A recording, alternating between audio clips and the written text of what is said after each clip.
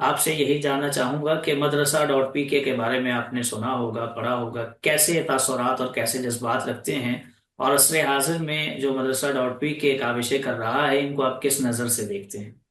جناب، یہ ایک بہت خوبصورت اقدام ہے، کیونکہ جتنے بھی ہمارے مدارس کے لوگ ہیں وہ اپنے اپنے دائرے میں بند ہو کے اپنا کام تو کر رہے ہیں، لیکن وہ بس اپنے ہی دائرے میں ہیں۔ تو آپ لوگوں نے جس طریقے سے بلا امتیاز مذہب و مسلک تمام مدارس کے لوگوں کی آواز آپ لوگ بنے ہیں، اور آپ نے مختلف مدارس کے علماء سے رابطہ کر کے ان کے انٹرویوز کو اور ان کے تعارف کو سوشل میڈیا پہ دینے کا سلسلہ شروع کر رکھا ہے، اور اس کے ساتھ ساتھ بڑے خوبصورت پروگرام آپ کے مدرسہ ایجوکیشن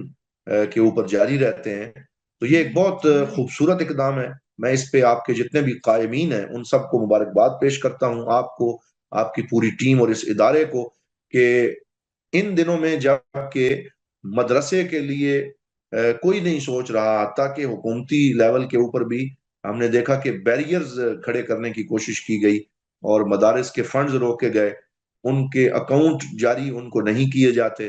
ان کے لیے 100 طرح کے پرابلمز کھڑے کیے جاتے ہیں۔ اگر مدرسے کی رجسٹریشن کروانے کی کوشش کی جائے تو اس میں روڑے اٹکائے جاتے ہیں۔ تو جہاں پہ اتنے لوگ روڑے اٹکانے میں لگے ہوئے ہیں، وہاں اگر کسی کو مدرسے کی فکر ہے اور وہ مدرسے کی آواز بن رہا ہے، وہ مدرسے کے باصلاحیت افراد جو ہیں ان کی آواز کو آگے پہنچانے میں اپنا کردار ادا کر رہا ہے، تو میں تو پھر اکثر وہی شعر پڑھتا ہوں جو آپ کو بھی ڈیڈیکیٹ کرتا ہوں، کہ جو حبس کے موسم میں ہوا بانٹ رہا ہے اس شخص کے ہاتھوں کا ہنر یاد رہے گا۔ تو یہ حبس کے موسم میں ہوا بانٹنے والے ہمیشہ اچھے ہی لوگ ہوتے ہیں، کہ جو پسے ہوئے طبقے کو نمائندگی دیتے ہیں اور ان لوگوں کی آواز بنتے ہیں۔ تو آپ اس اپنے کام کو جاری رکھیں، انشاءاللہ ہم پوری طرح اس مقدس مشن میں آپ کے ساتھ ہیں، اور جہاں بھی ہماری ضرورت پڑے گی ہم مدرسہ ڈاٹ پی کے کا یہ جو ایک علمی کام ہے اس میں ممد و معاون انشاءاللہ ثابت ہوں گے۔